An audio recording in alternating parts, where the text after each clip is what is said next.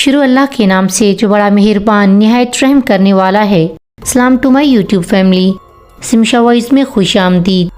شیطان روح مارج میری بیوی کا نام ہے جس سے میں شدید محبت کرتا تھا۔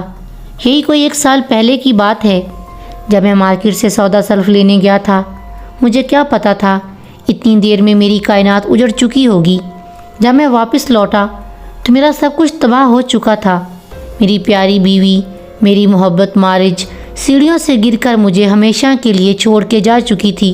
اسے سر پہ شدید چوٹ آئی تھی، ہسپتال لے جانے کی بھی ضرورت نہ پڑی، اس نے وہیں دم توڑ دیا۔ میں گھنٹوں اس کا سر اپنی گود میں لیے روتا رہا۔ ہماری محبت کی شادی تھی اور شادی کو زیادہ عرصہ نہیں ہوا تھا کہ وہ مجھے یوں چھوڑ کر اپنے آخری سفر پر روانہ ہو گئی تھی۔ یہ سانحہ میرے لیے موت کے پروانے سے کم نہیں تھا۔ اس کے علاوہ میرا اس دنیا میں تھا ہی کون؟ جن لوگوں کو مارج کی موت کی اطلاع ملی تعزیت کے لیے چلے آئے۔ مارج کی تدفین بھی میرے جاننے والوں نے کی، ورنہ میں اس حالت میں کہاں تھا؟ بار بار اس کا مسکراتا چہرہ میری آنکھوں کے سامنے آ جاتا۔ میں اسے دیوانہ وار پکارنے لگتا۔ ہم میاں بیوی میں والہانہ محبت تھی۔ جس قدر مارج کو میں چاہتا تھا اسی قدر وہ مجھے چاہتی تھی۔ ہماری محبت کی مثالیں دی جاتی تھیں۔ جس وقت اسے قبر میں اتارا گیا میں اس کی میت سے لپٹ گیا اور دھاڑے مار مار کر رونے لگا۔ مارج کے علاوہ میں کسی عورت کا خیال تک ذہن میں نہ لا سکا۔ دفتر سے روز بروز چھٹیوں کی وجہ سے نوکری چلی گئی۔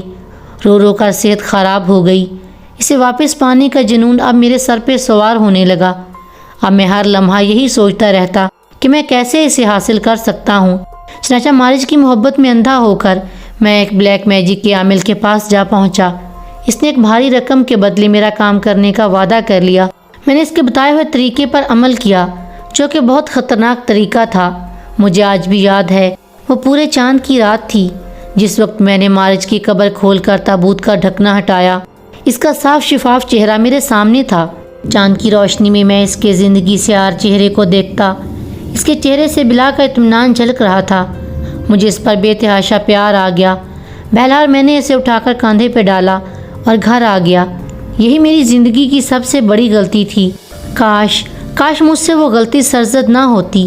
مجھے جو کچھ جیسا بھی کرنے کو کہا گیا تھا میں نے بالکل ویسا ہی کیا، اور ٹھیک 4 گھنٹوں بعد اس کے جسم میں حرکت ہوئی۔ میری مارج نے آنکھیں کھول دیں۔ میں بچوں کی طرح تالیاں بجانے لگا جیسے کوئی کھویا ہوا کھلونا مل گیا ہو۔ میری خوشی کا کوئی ٹھکانہ نہ تھا۔ میں نے جلدی سے آگے بڑھ کر مارج کو گلے لگا لیا۔ مارج کا جسم نہایت سخت اور سرد تھا۔ اس کے جسم میں پہلے جیسی حرارت میں نے محسوس نہیں کی۔ مارج کی کالی سیاہ آنکھیں پہلے سے کہیں زیادہ بڑی ہو گئی تھیں۔ ان کی سفیدی ختم ہو گئی تھی، مگر مجھے ان باتوں سے کوئی سروکار نہ تھا۔ میری زندگی، میری محبت مجھے واپس مل گئی تھی، جس کے لیے میں نے بہت بھاگ دوڑ کی تھی۔ پیسہ پانی کی طرح بہا دیا تھا، تو اور مجھے کیا چاہیے تھا؟ میں مارج کا ہر طرح سے خیال رکھنے لگا، اسے دنیا والوں کی نظر سے بچائے رکھتا۔ مارج پہلے بہت محبت کرنے والی لڑکی تھی جو ہر وقت ہنستی کھلکھلاتی رہتی تھی، مگر اب والی مارج کے زرد چہرے پر مسکراہٹ کبھی نہیں آئی تھی۔ اس کے چہرے پر عجیب سی سختی، ویرانی اور بے رحمی چھائی رہتی تھی۔ میں ہمہ وقت اسے خوش کرنے کی کوششوں میں لگا رہتا، مگر وہ خوش ہو کر نہ رہتی۔ ایک روز اچانک اس نے مجھ سے عجیب سی فرمائش کر کے مجھے سکتے میں ڈال دیا تھا۔ میں بغور اس کا چہرہ دیکھتا رہا، جہاں پہلی بار میں نے اس کے ہونٹوں پر مسکراہٹ دیکھی تھی۔ اس نے مجھ سے انسانی گوشت کھانے کی فرمائش کی تھی، ساتھ میں انسانی خون سے پیاس بجھانے کی۔ یہ سن کر میری ریڑھ کی ہڈی میں سنسناہٹ دوڑ گئی۔ وہ مجھے عجیب نظروں سے انتہائی غور سے دیکھ رہی تھی، گویا مجھ سے میری محبت کا ثبوت مانگ رہی ہو۔ نہ جانے کس طرح میں نے مارج کو خوش کرنے کے لیے حامی بھر لی، اور وہ خوشی سے منہ پھاڑ کر کہکے لگانے لگی۔ میں اسے پھٹی پھٹی نگاہوں سے دیکھتا رہا۔ آج بہت عرصے بعد اس کے چہرے پہ ہنسی آئی تھی۔ مجھے بالکل سمجھ نہیں آ رہا تھا کہ میرے ساتھ کیا ہو رہا ہے۔ اتنا سخت کام تو مجھ سے عاملوں نے بھی نہ کرایا تھا جو میں اب کرنے جا رہا تھا۔ نہ جانے کس طاقت کے زیر اثر میں ہاں کہنے پہ مجبور ہو گیا تھا۔ شاید یہ میری مارج سے والہانہ محبت تھی جسے میں ہر وہ کام کرنے کے لیے تیار ہو جاتا جو اس کے چہرے پر مسکراہٹ بکھیر دے۔ میں نے مارج سے ایسی فرمائش کرنے کی وجہ نہ پوچھی، کیونکہ مجھے معلوم تھا ایک طویل نیند سے جاگنے کے بعد یہ اس کی ضرورت ہے۔ میں اسے ہر حال میں خوش دیکھنا چاہتا تھا، کیونکہ جب وہ مجھے دوبارہ ملی تھی تو خوش نہیں تھی، اور میں نے اسے خوش کرنے کی ٹھان لی تھی۔ یہ سب اتنا آسان نہیں تھا، لیکن پھر بھی میں نے مارج کے لیے یہ سب کرنے کی ٹھانی، اور ایک روز اپنے ایک پرانے دوست کو گھر کھانے پر مدعو کر لیا۔ وہ خوشی خوشی راضی ہو گیا، کیونکہ وہ جانتا تھا میں مارج کے بعد کتنا اکیلا ہو گیا ہوں اور تنہائی مجھے کاٹنے کو دوڑتی ہے، لہٰذا مجھے کسی ساتھی کی ضرورت ہے۔ اس بیچارے کو کیا معلوم تھا کہ میں نے اپنی محبت واپس حاصل کر لی ہے، اور آج وہ اس محبت کی خوراک بننے کے لیے میرے گھر کھانے پر مدعو ہے۔ میں مارج کی محبت میں اس قدر خود غرض ہو جاؤں گا، مجھے پتہ نہ تھا۔ کھانے کے دوران وہ مجھ سے دوستانہ گفتگو کرتا رہا، میں بھی ہنسی مذاق میں اس کا بھرپور ساتھ دیتا رہا، مگر اندر ہی اندر کوئی نادیدہ طاقت مجھے کہہ رہی تھی میں جو کرنے جا رہا ہوں وہ صحیح نہیں ہے، غلط ہے، انسانیت کا قتل ہے۔ یہ تمام آوازیں اس وقت دب کے رہ جاتی جب کمرے کے اندر کھڑی مارج کو دیکھتا، جو دروازے کی آڑ سے مجھے رحم طلب نظروں سے دیکھ رہی تھی۔ گویا یہ خوراک اس کے لیے اتنی ہی ضروری تھی جتنی انسان کے لیے سانس۔ اسے اپنی جانب یوں گھورتا دیکھ کر میرے ضمیر اور میری دوستی پر محبت غالب آ جاتی۔ آخر کو میں نے اسے بڑی محنت سے حاصل کیا تھا، اگر میں اس کے لیے اتنا بھی نہ کر سکتا تو لعنت تھی میری محبت پہ، لہٰذا اگر یہی محبت کا امتحان تھا تو مجھے پورا اترنا تھا۔ میں نے اپنے اندر ایک نئے عزم اور حوصلے کو محسوس کیا اور اطمینان سے بیٹھ گیا۔ مارج بے چینی سے کمرے میں ادھر سے ادھر ٹہل رہی تھی، اس کا اندازہ مجھے کچھ وقفے سے پیدا ہونے والی آواز سے ہو رہا تھا۔ جب وہ اپنا ہاتھ بے صبری سے دروازے پہ مارتی تھی، گویا وہ اپنی بے بسی کا اظہار کر رہی تھی، کیونکہ میں نے بہت زور دے کر اپنے دوست کے سامنے آنے سے منع کیا تھا، اور اب ایک طویل انتظار اسے کوفت میں مبتلا کر رہا تھا۔ وہ میرے اشارے کی منتظر تھی۔ کمرے کے اندر پیدا ہونے والی آوازوں پر میرے دوست نے کوئی خاص دھیان نہیں دیا تھا۔ وہ میرا بے حد پرانا دوست تھا، اسے اس بات کی ہرگز توقع نہ تھی کہ اس گھر میں کوئی تیسرا فرد بھی موجود ہے، اور وہ کوئی اور نہیں، وہ مارج تھی، جس کے ہاتھوں تھوڑی ہی دیر بعد اس کی موت ہونی تھی۔ کھانے کے بعد میں نے دوست کے سامنے 2 پیگ رکھے، جنہیں وہ گٹاگٹ حلق سے اتارنے لگا۔ گلاس خالی ہونے کے بعد میں نے اسے 2 پیگ مزید پلائے، جس کی بدولت وہ جلد ہی نشے میں دھت ہو کر اول فول بکنے لگا۔ میں نے پیگ کا ایک گلاس بھی نہیں پیا تھا، اس لیے مجھے نشہ نہیں تھا۔ کچھ ہی دیر بعد وہ نشے میں ڈوبا خراٹے لینے لگا، اور میں نے آگے بڑھ کر مارج کو کمرے سے باہر آنے کی اجازت دے دی، جو نہ جانے کب سے اس گھڑی کا انتظار کر رہی تھی۔ اجازت ملنے پر اس کے چہرے پر خوشی کی طویل مسکراہٹ رقص کر گئی، جس نے میرے جسم و جان میں نئی زندگی دوڑا دی۔ اسی مسکراہٹ کے لیے ہی تو میں نے سب کچھ کیا تھا، اور اس مسکراہٹ کے لیے میں ایسی کئی قربانیاں دے سکتا تھا۔ چنانچہ میں نے مارج کو اپنا کام کرنے کی اجازت دے دی۔ اجازت ملتے ہی وہ کمرے سے باہر آ گئی، اور میں ایک کونے میں کھڑا ہو کر سب دیکھنے لگا۔ مارج نے اپنا منہ اس کے نرخرے سے لگایا اور اپنے دانت پوری قوت سے گاڑ دیے، پھر لبالب اس کا خون پینے لگی۔ میں پھٹی پھٹی نگاہوں سے سارا منظر دیکھ رہا تھا۔ اس نے اس قدر صفائی سے خون پیا کہ ایک قطرہ بھی نیچے نہیں گرنے دیا۔ اس وقت مارج مجھے مارج نہیں کوئی بدرو لگ رہی تھی، جو بڑے مزے سے ارد گرد سے بے نیاز ایک انسان کا خون پینے میں مصروف تھی۔ میرا دوست نیند میں ہی نہ جانے کب زندگی کی بازی ہار چکا تھا۔ اب مارج اس کا گوشت نوچ نوچ کر کھانے لگی۔ اس نے اپنے کپڑوں میں ارسی ہوئی چھری نکالی اور کسی ماہر قصاب کی طرح لاش کے ٹکڑے کرنے لگی۔ وہ میری طرف سے بالکل بے خبر تھی، یہ جان بوجھ کر نظر انداز کر رہی تھی۔ اس نے لاش کے دونوں بازو علیحدہ کر لیے اور پھر بڑے مزے سے چبانے لگی۔ ادھر میں حیرت کی تصویر بنا کھڑا تھا۔ مضبوط اعصاب کا مالک ہونے کے باوجود میری ٹانگیں کانپ رہی تھیں۔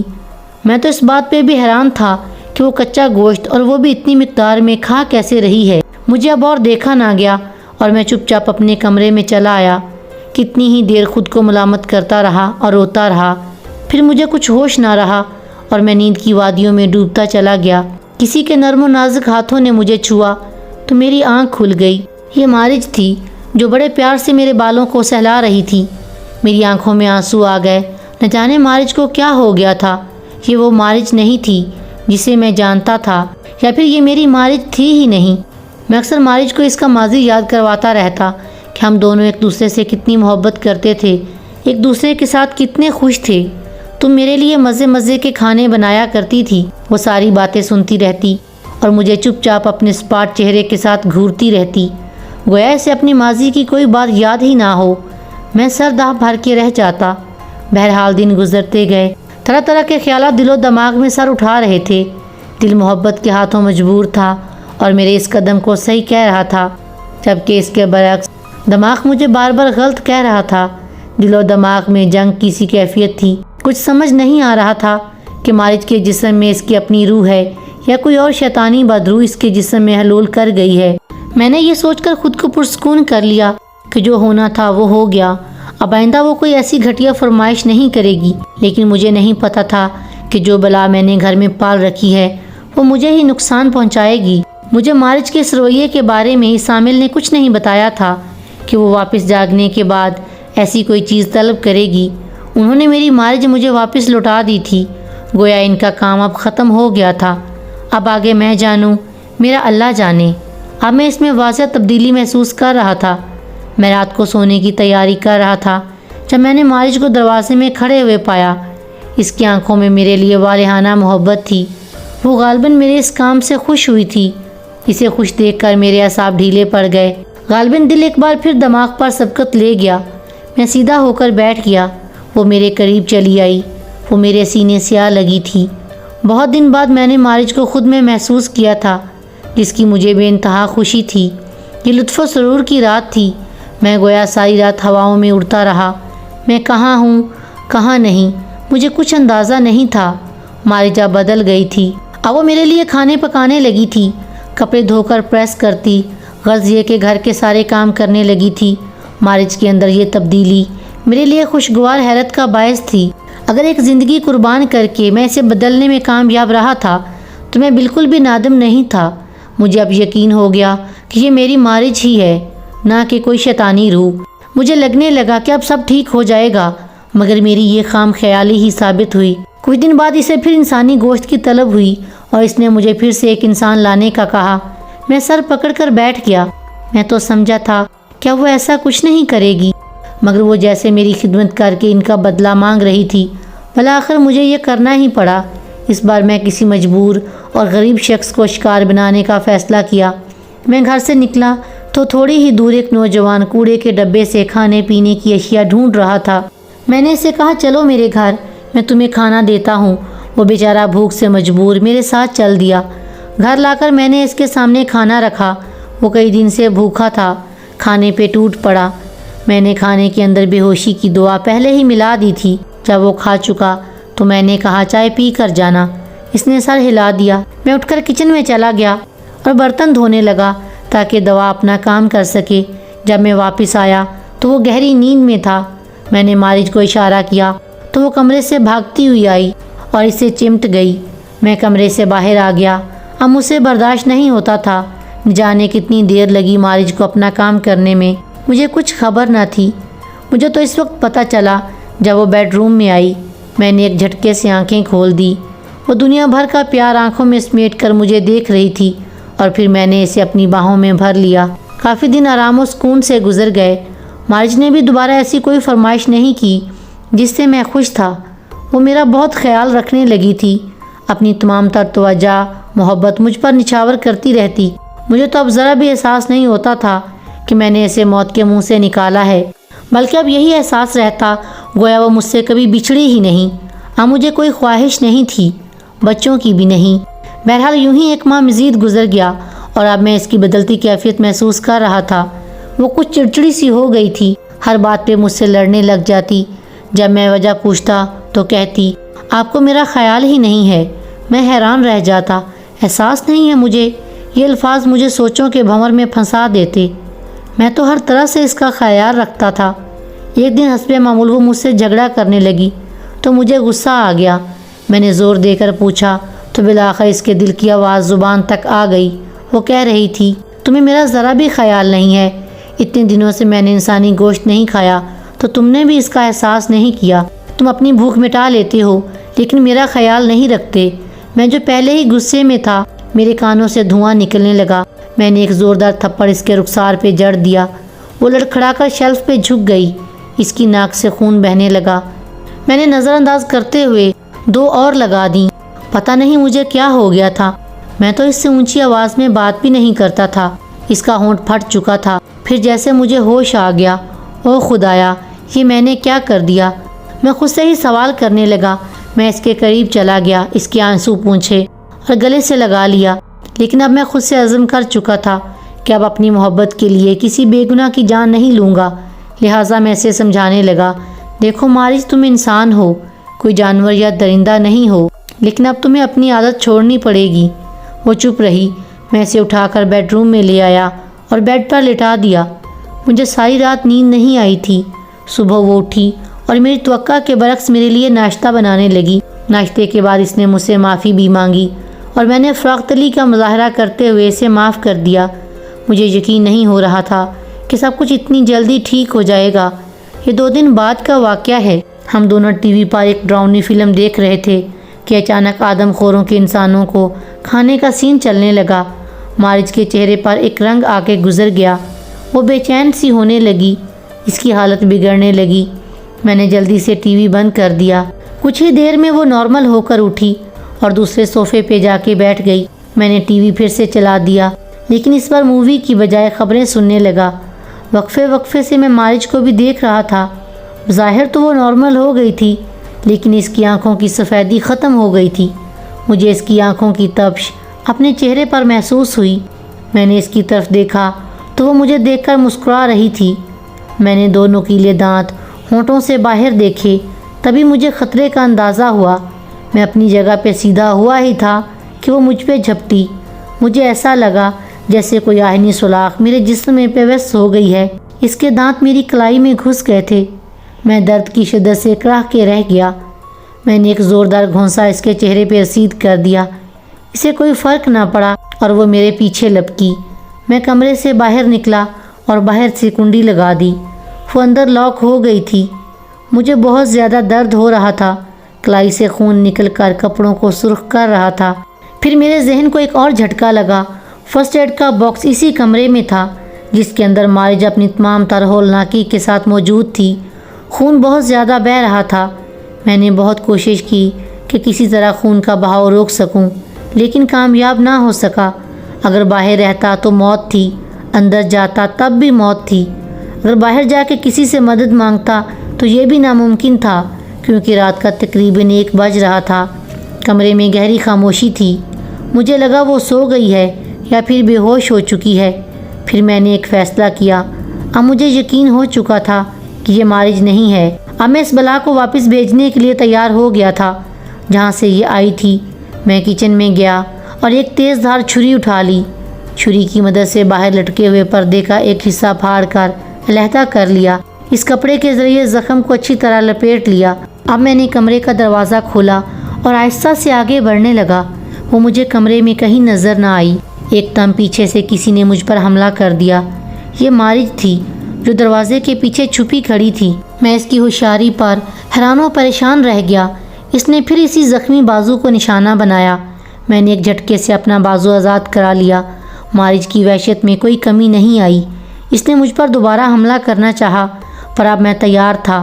وہ جیسے ہی میرے قریب آئی، میں نے ہاتھ میں پکڑی ہوئی تیزدار چھری ایک جھٹکے سے اس کی گردن پہ پھیر دی۔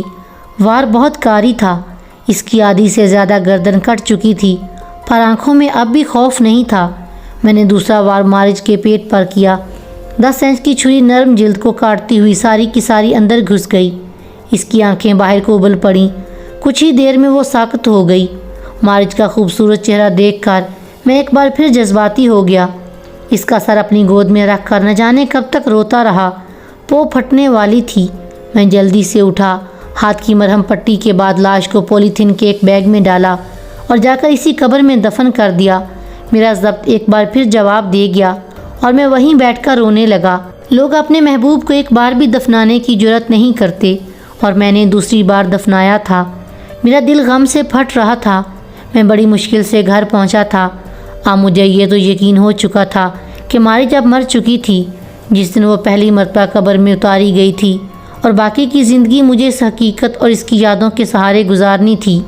سٹوری اچھی لگی ہو تو لائک شیئر سبسکرائب۔